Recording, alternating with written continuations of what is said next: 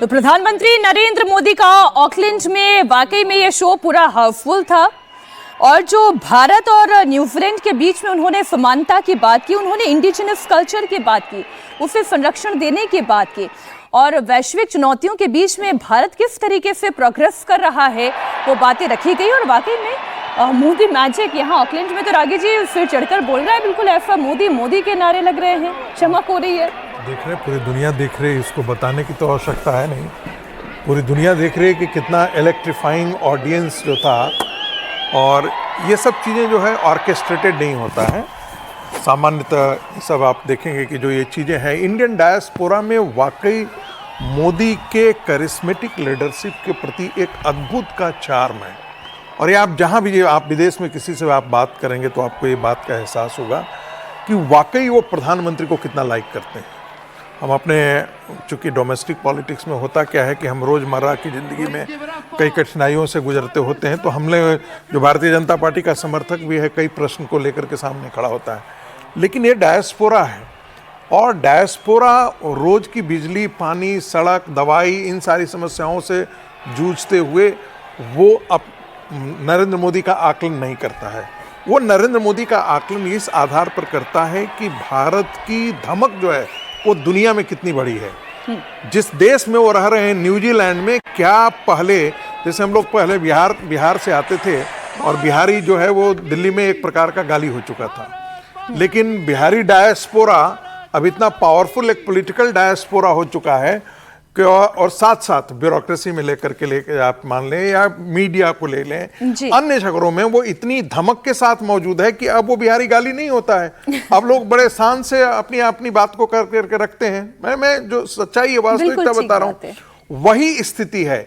एक समय था जब प्रधानमंत्री मोदी कहते थे भारत के बारे में, जो जिक्र करते थे, तो बाद में यहाँ पर भारत के अंदर लोग कहते थे कि देखिए प्रधानमंत्री अपने देश की शिकायत कर रहे हैं। नहीं, वो सच्चाई बता रहे थे कि भारत की वास्तविकता क्या है। और पिछले अपने शासन के दौरान, अपने नेतृत्व में उन्होंने भारत को कहां से कहां पहुंचा दिया।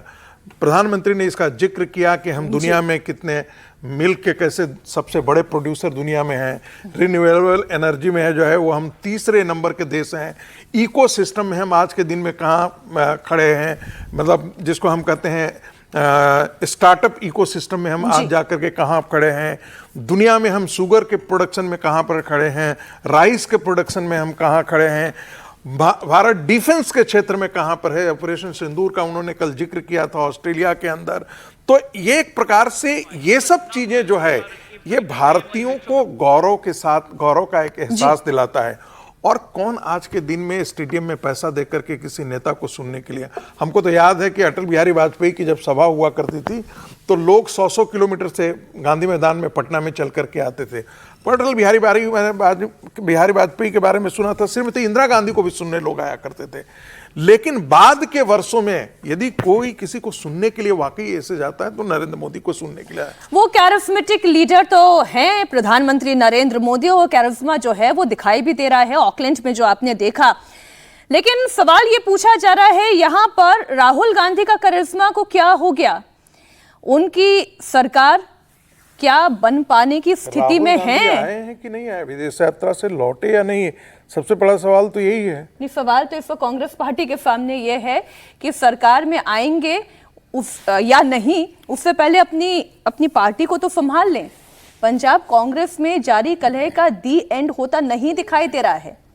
इसे समाप्त करने के लिए, कलह को समाप्त करने के लिए कांग्रेस प्रभारी भूपेश बघेल, यानी पंजाब में जो कांग्रेस के प्रभारी हैं भूपेश बघेल, चन्नी गुट के साथ आखिरकार उनकी मीटिंग हुई और ये बैठक कांग्रेस मुख्यालय में नहीं बल्कि चन्नी गुट के विधायक राणा गुरजीत के घर पर हुई।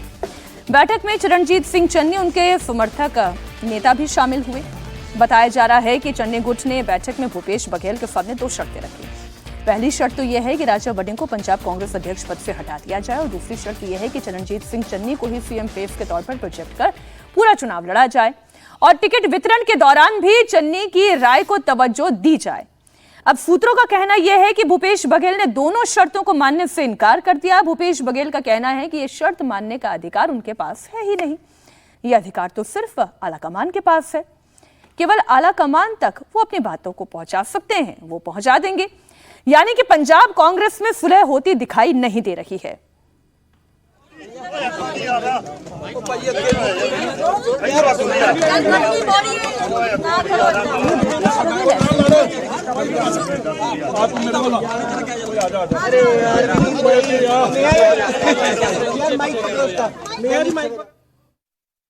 राणा साहब ने आमंत्रित किया था। हमारे वरिष्ठ नेता हैं गुरजीत राणा साहब, पूर्व मंत्री भी हैं और अनेक बार के विधायक हैं, हमारे सीनियर लीडर हैं, उन्होंने आमंत्रित किया। और राणा साहब के यहाँ तो मैं अनेक बार आया हूँ, भोजन किया हूँ। तो हमारा राणा साहब से तो अलग ही इस तरह का संबंध है, प्रेम का, भाई का संबंध है। तो उन्होंने आखिरी में मुझे आमंत्रित किया, तो आज मैं आया।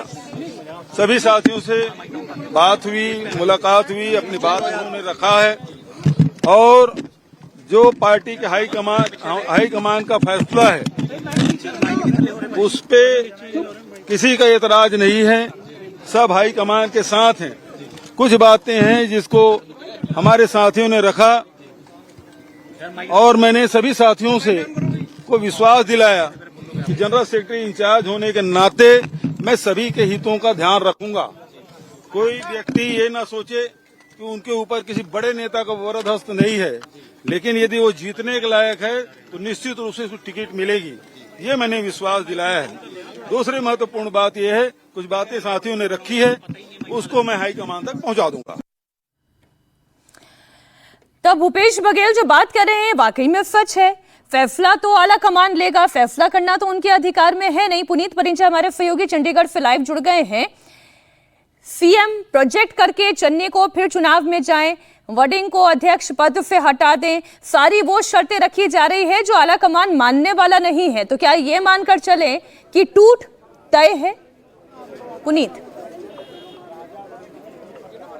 देखिए, इस पूरे घटनाक्रम के बीच में जो बैठक है वहां से नेताओं का आना शुरू हो गया है। और सबसे बड़ी बात यह है कि जो नेता बाहर आ रहे थे, जब भूपेश बघेल निकले तो उनसे पूछा गया ऑफ द रिकॉर्ड कि क्या बैठक कोई नतीजा रही या बेनतीजा। उनका एक ही वर्ड था, बेनतीजा। और उसके बाद वो निकल गए। और हालांकि कुल मिलाकर देखा जाए तो दोनों ही गुट को नाराज करना आला कमान के बस में नहीं है। अगर वो राजा वडिंग को हटाते हैं तो जाहिर तौर पर जट सिंह नाराज होंगे, और अगर वो चन्नी को नाराज करते हैं तो दलित समुदाय जो है पंजाब में काफी बड़ी तादाद में है, वो नाराज होते हैं। तस्वीर इस वक्त मैं आपको दिखाऊं तो देख सकते हैं आप कि एक एक करके तमाम जो नेता हैं वो बाहर आना शुरू हो चुके हैं। इस वक्त मेरे साथ स्मिथ हैं, उनसे हम बात करेंगे कि अभी जो बैठक हुई है अंदर, उसमें अभी क्या नतीजा निकला है, क्या कहना है उसमें।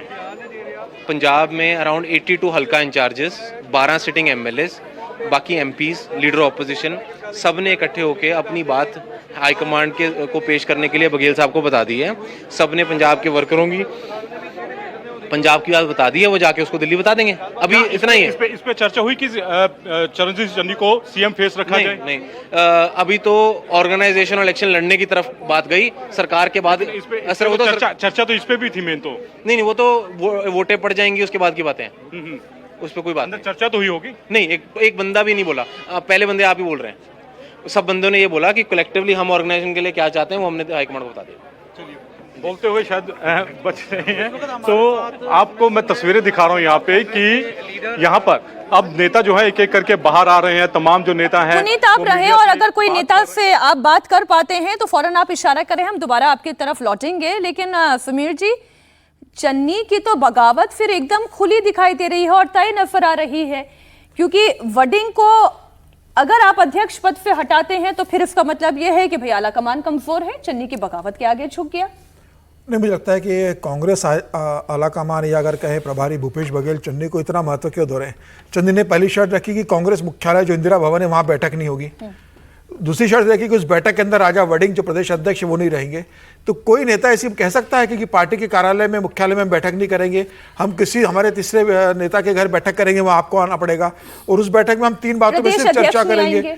वो 3 बैठक में हम सिर्फ चर्चा करेंगे कि आप मुझे मुख्यमंत्री का चेहरा बनाओ, आप मुझे प्रदेश अध्यक्ष बनाओ और टिकट डिस्ट्रीब्यूशन में मेरी राय को तवज्जो दी जाए।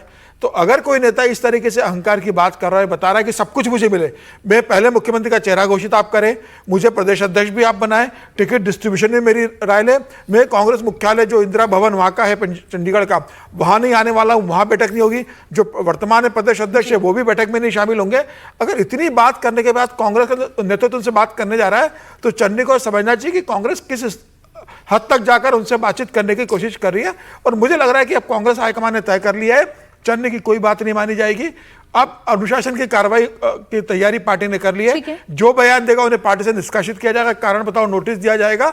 चन्नी किसी भी स्थिति में न मुख्यमंत्री का चेहरा बनेंगे, न राजा वडिंग को हटाकर प्रदेश अध्यक्ष बनने जा रहे हैं। जो दिल्ली में तय हुआ था वही होने वाला है। और अब मुझे लग रहा है कि चन्नी के आने वाले समय में राहुल गांधी से बैठक भी नहीं होगी, क्योंकि राहुल गांधी ने बहुत स्पष्ट कर दिया है कि दिल्ली नेतृत्व ने जो फैसला लिया है पार्टी को उसी आधार पर चलना होगा।